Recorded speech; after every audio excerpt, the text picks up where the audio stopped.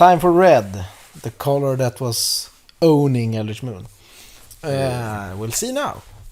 Number 5 for commons. There we have Salivating Gremlins. And that's, Salivating all over the place. Yeah, I thought first it was salivating, like they were scavengers or something. But salivating, is that like they're drooling? I guess so. So drooling gremlins. It's a 2/3 for 3. Costs exactly like the Brazen Wolf.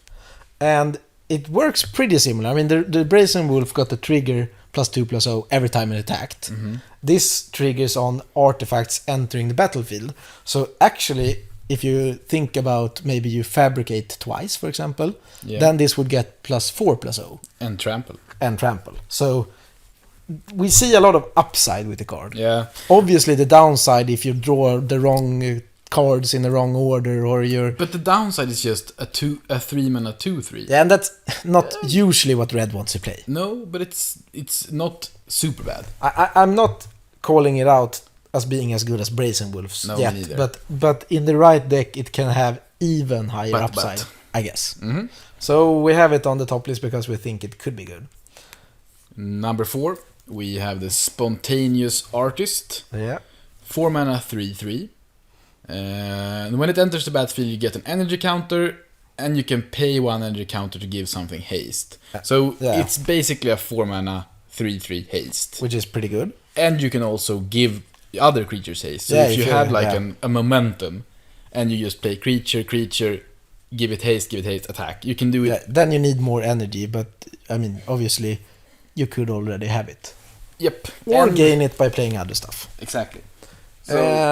So number 3, there we have Wayward Giant, and this is 4 and a red for a 4/5 menace.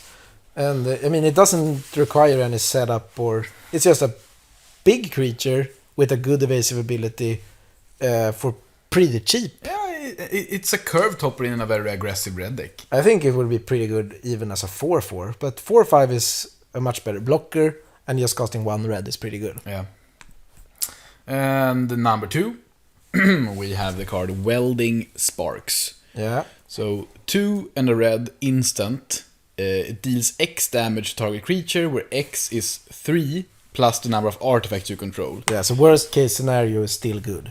Worst case scenario, you still kill mostly everything. Yeah, I mean 3 mana instant shoot 3 somewhere. It's good. It's good. And obviously, if you can shoot for 5 or whatever, then it's even better. Yep.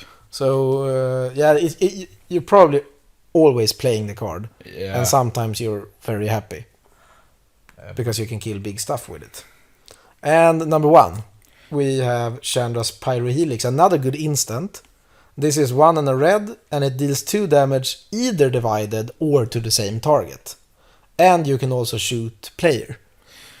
I guess the two, this and Welding Sparks, are both very good. You can, this could have been 2 and Welding Spark could have been 1. Yeah, but what I like here is you can either shoot 1 once, or you can shoot the same target. Usually this type of cards has divide 2 damage on 2 different targets. Yeah. And this can also shoot player. I mean, Dual Shot, for example, was 1 mana, but you had to have 2 targets, up to 2 targets. You could never choose the same, and you can never even choose the player. No. So, yeah, I think this is pretty good. Me too.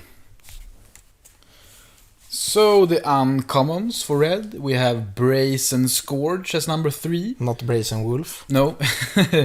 But this is, I think this is very good. It's a gremlin. Yeah. 3 mana, gremlin, haste. Yeah. And it's a 3/3. Yeah. So the only downside I see is the double red.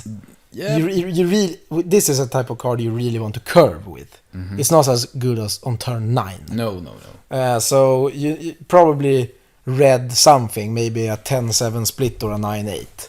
And this isn't the first haste creature we have seen in red in this set either. So red could be, maybe a red-green aggro deck or something is present. And this is also blue in the mouth. So maybe it's like the gremlin drool is something. I think it's eating either. Maybe. I don't know. It's weird. It's weird. We're moving on.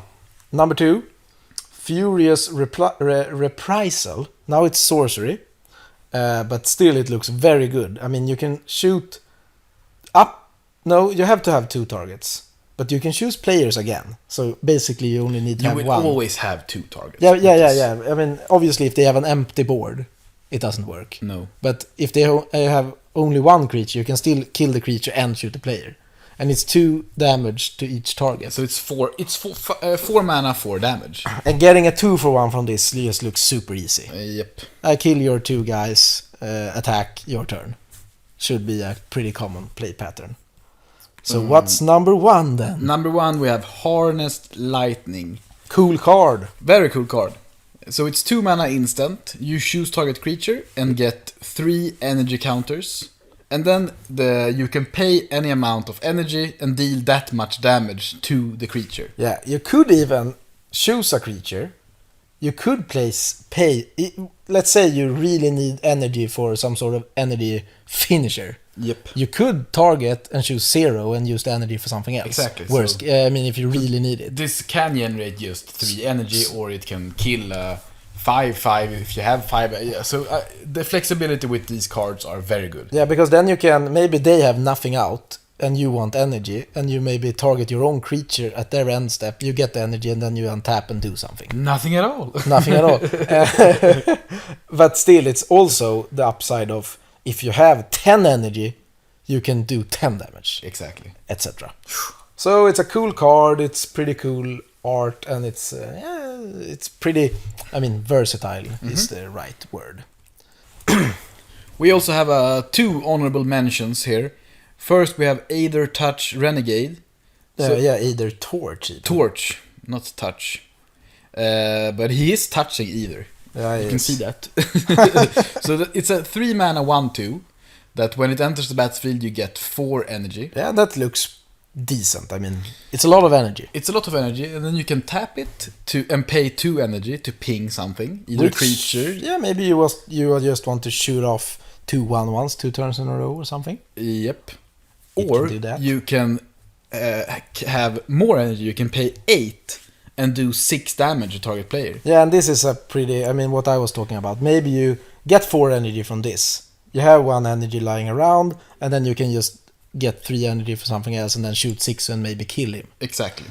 So if you're looking for an energy sink. Yeah, exactly. Then this is a great card for it. Yeah. We have no idea how good it is, but No. it looks cool. Yeah, it's cool, and it's touching either. that's very important. We also had, both of us, the Quicksmith Genius. Quicksmith. And it's just a 3 mana 3/2. But, I mean, it could be almost like the Mad Prophet. Like an engine. Because every time an artifact enters the battlefield, you may, if you want to, rummage. Mm-hmm. Here you can discard excessive lands. Here you can discard bad cards and try to find your bombs. Yeah, if there is an red artifact-based deck, which I think there is, Yeah. then this could be like an engine in that deck. Yeah, maybe you can even discard an artifact that you can get back somehow. Or Yep. there are a lot of ways to do it. And it's 1 cheaper than the Mad Prophet, and I guess it has 1 more power, but it's not haste. No.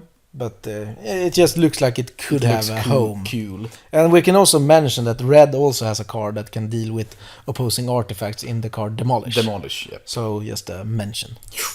Was that all for red? That's all for red. We're moving on to green. Bye.